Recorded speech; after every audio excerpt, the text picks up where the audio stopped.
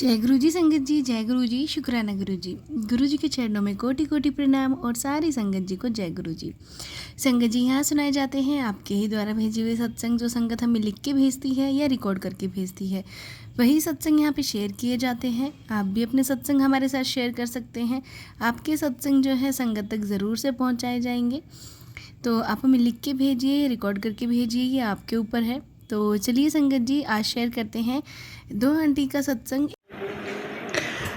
जय गुरु जी संगत जी, सभी संगत को जय गुरु जी। कि मेरा पहला शुक्राना सत्संग है।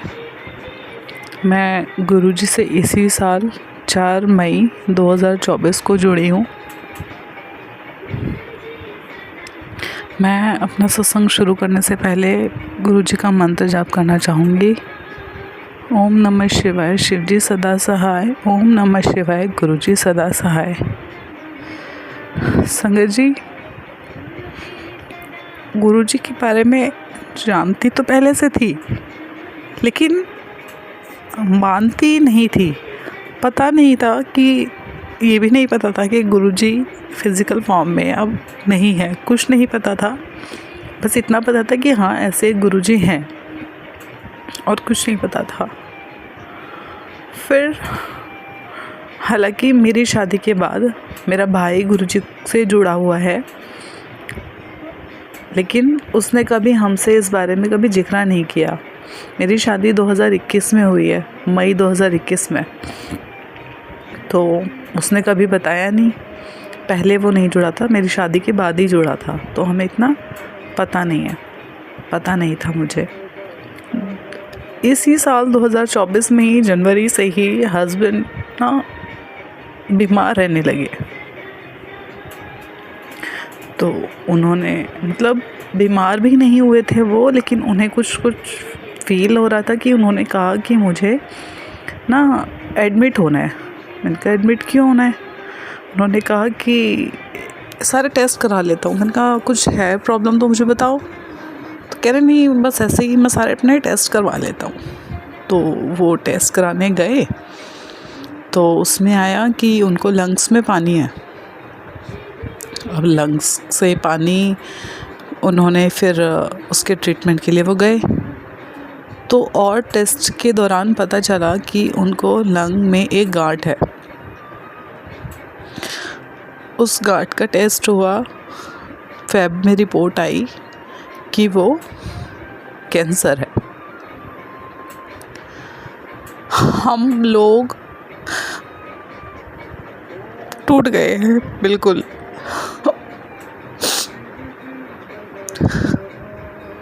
फिर इनकी बहन, इनके भाई जो हैं, वो डॉक्टर के पास गए इनको लेके, और पूरी तसल्ली करी कि कैंसर है, कौन से स्टेज में है, क्या ट्रीटमेंट रहेगा, कैसे कैसे पूरा प्रोसीजर वो पता करके आए। तो डॉक्टर ने कहा कि ये 100% क्यूरेबल है, और 6 कीमोथेरेपी होगी और ये बिल्कुल ठीक हो जाएंगे।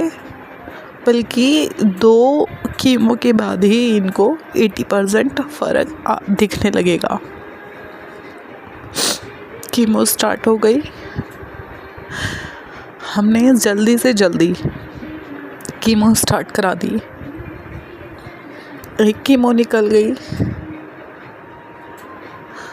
कीमो होने के बाद वो संगत जी, एक कीमो उनकी जो चलती है वो 5 दिन की चलती है। वो 5 दिन हॉस्पिटलाइज रहते हैं। उसके बाद 5 दिन बाद वो घर आते हैं। तो उनके 15 दिन बाद फिर दोबारा उन्हें एडमिट होना पड़ता है। तो क्या हो रहा था कि जब ये कीमो के बाद वापस आते, इनको रिएक्शन ऐसा होता कि इनको दोबारा, मतलब इनको कुछ ना कुछ ऐसा हो जाता कि इनको दोबारा से एडमिट होना पड़ता। मई की ही बात है, 21 अप्रैल को ये अपनी 3rd कीमो ख़त्म करके आए थे। 21 अप्रैल को घर आए थे 3rd कीमो ख़त्म करके। और क्या हुआ कि इनको मुंह में ना हाँ, मुंह में इनको बहुत ज़्यादा उस समय छाले हो गए, मुंह ऐसा कट गया कि ये कुछ खा पी नहीं पा रहे थे और पेट में भी इनको बहुत ज़्यादा दर्द हो रहा था। इन्हें नहीं समझ में, 21 को ये आए और 23 को ही ये दोबारा से एडमिट हो गए। इनको इतना वो हुआ कि एडमिट होना पड़ा। एडमिट होके घर आए, नहीं ये 21 मई, नहीं ये 23 संगत जी। फिर ये 23 अप्रैल को एडमिट हुए। इनके मुंह में इतने ज़्यादा छाले हो गए थे रिएक्शन की वजह से कि ये कुछ भी खा पी नहीं पा रहे थे, कुछ भी नहीं, ये पानी भी नहीं पी पा रहे थे। और अगली कीमो के लिए 15 दिन का जो टाइम होता है उसमें बॉडी को रिकवर होना बहुत ज़रूरी है, नहीं तो बॉडी उस चीज़ के लिए तैयार नहीं रहती। कीमोथेरेपी इतनी हैवी डोज रहती है वो कि उसके लिए बॉडी का पहले से ही मतलब खा पी के इतना होना चाहिए कि वो दवाइयों को झेल सके। तो कुछ नहीं खा पी रहे थे, 2 दिन हो गए थे। फिर 23 तारीख को इन्हें दोबारा से एडमिट होना पड़ा। 23 तारीख को ये एडमिट हुए, लेकिन इनको वहाँ ये रहे 3 मई को ये वहाँ से वापस आए। 3 मई को ये वहाँ से वापस आए और लेकिन तब तक भी इनके मुंह में, जब भी मैं इनसे बात करती कि कुछ फ़र्क है, कहते कोई फ़र्क नहीं है। वो इनको हॉस्पिटल में एक ऐसा स्प्रे देते थे मुंह में, जो मुंह में लगाने के बाद इनका मुंह बिल्कुल सुन्न हो जाता था। फिर ये वो सिर्फ 5 या 10 मिनट का असर रहता था कि फिर डॉक्टर कहते थे आप 5-10 मिनट में ही अपना खा लो, जो भी खाना है आप 5-10 मिनट में आप खा लो। ऐसे करके उन्होंने अपने वो दिन निकाले। गुरुजी, मेरे जो भाई हैं उन्होंने व्हाट्सएप पे स्टेटस लगा रखा था, 2 मई की ही बात है। गुरुजी का स्टेटस लगा रखा था। मैंने आंख बंद करके गुरुजी की वो फ़ोटो जब मेरे सामने आई, मैंने आंख बंद करके कहा कि गुरुजी इनका बस मुंह ठीक कर दो कि ये कुछ खा पी पाएँ, और फिर मैं आपके मंदिर ज़रूर आऊँगी। मुझे नहीं पता था कि ऐसे कोई बड़ा मंदिर है या कोई जगह, मुझे कुछ भी नहीं पता था। बस मुझे ये था कि हाँ एक जगह है जहाँ पे गुरुजी का कुछ मंदिर है, वहाँ पे जाते हैं। इनका गुरुजी, इनकी मुझे नहीं पता इनकी कंडीशन होगी ऐसे कि ये जा पाएंगे या नहीं, लेकिन हाँ मैं जाऊँगी। ये मैंने 2 मई को कहा था। 3 मई को ये डिस्चार्ज होकर घर आए। 3 मई को ही शाम को, रात को इनके घर आने के बाद ये लेटे हुए थे सोने के लिए। भाई का फ़ोन आया कि बहन कल मैं बड़े मंदिर जाऊंगा, चलना है। मतलब ये मेरे लिए मिरेकल ये था कि मैंने कल गुरुजी से बोला और आज गुरुजी ने मुझे बुला भी लिया। मैंने हस्बैंड से पूछा कि क्या आपकी हिम्मत है, आप चलेंगे, चल पाएंगे आप?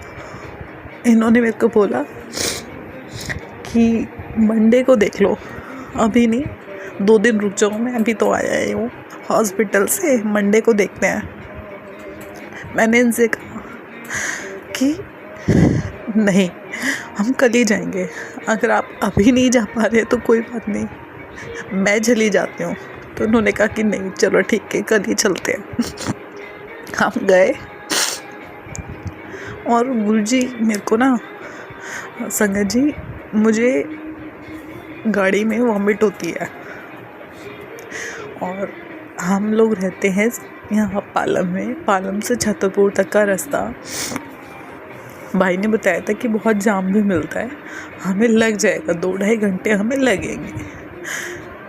तो अब घर से दोपहर में निकले थे तो खाना वाना खा के निकले थे, डर भी था कि वॉमिट ना हो।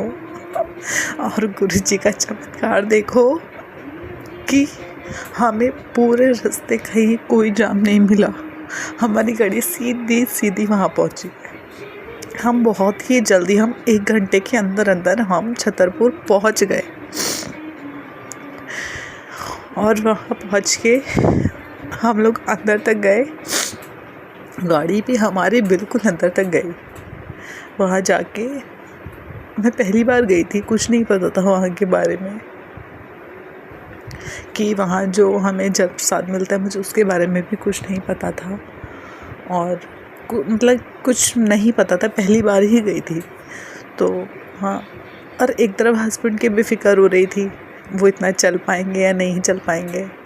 मैं बार बार उससे पूछती अब ठीक है ना, और मन ही मन बार बार गुरुजी से कहती गुरुजी बस इनको इतनी हिम्मत देना कि ये चल पाए, इतना गुरुजी बस इतनी इनको हिम्मत देना कि ये चल पाए।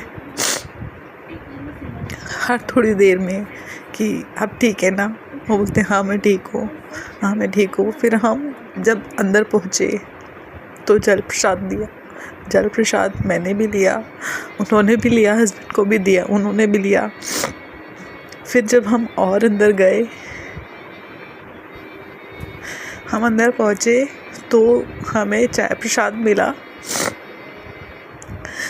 चाय प्रसाद वो उन्होंने लिया नहीं क्योंकि उनका मुंह अभी ठीक नहीं था कि वो चाय पी पाते। चाय प्रसाद जो हमें मिला तो उन्होंने वहीं उनको हाथ जोड़ के मना कर दिया कि नहीं, वो नहीं पी पाएंगे। फिर और मतलब ये चमत्कार था कि वो जो थोड़ा बहुत भी नहीं चल पा रहे थे, मतलब ज़्यादा वो चलते ही नहीं थे, वो गुरुजी की पूरा मंदिर घूम लिए। और वहाँ से जब हम घर आए, घर आने के बाद भी उनको कोई ऐसे थकान नहीं थी बहुत ज़्यादा कि वो बहुत थक गए। मैंने उनसे पूछा ठीक है ना, उनके अंदर एक पॉजिटिव वाइब थी कि हाँ अच्छा लगा आज वहाँ जाके। मतलब मेरे को मैं उस दिन से 4 मई का दिन, मैं उसी दिन से जुड़ गई गुरुजी से कि गुरुजी बस आप, अब सब कुछ आपके हाथ में है, बस इनको ठीक कर दो गुरुजी।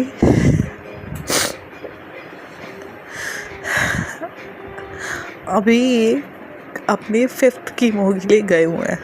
ये जब अपनी 4th कीमो थी इनकी 13 मई को जब ये दोबारा एडमिट हुए, ये वापस घर आए। 21 मई को ये घर आए वापस। 21 मई को जब घर आए तो दोबारा से ही 23 मई को इन्हें दोबारा एडमिट होना पड़ा। इनकी हालत इतनी बिगड़ गई, इतना इनको पेट दर्द हो रहा था कि इनको 4 दिन ICU में रहे। गुरुजी हर बार ऐसा होता है कि कीमो के बाद जब ये घर आते हैं ना, उस 15 दिन में से 1 हफ्ते दोबारा से हॉस्पिटल में ही एडमिट रहते हैं।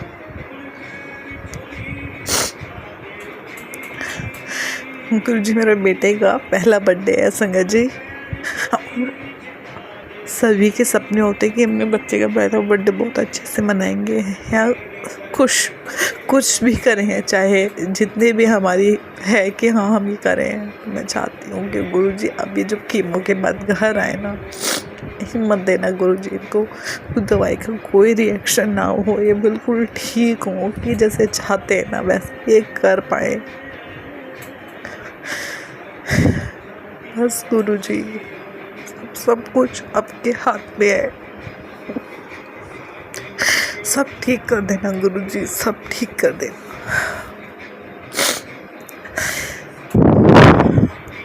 बस मैं अपने सत्संग को यहीं पे विराम देना चाहूँगी गुरुजी के मंत्र जाप से। ओम नमः शिवाय, शिवजी सदा सहाय। ओम नमः शिवाय, गुरुजी सदा सहाय। बस गुरुजी डोर थामे रहना गुरुजी, सब ठीक कर देना, सब ठीक कर देना। जय गुरुजी, जय गुरुजी, जय गुरुजी। शुक्राना गुरुजी, शुक्राना।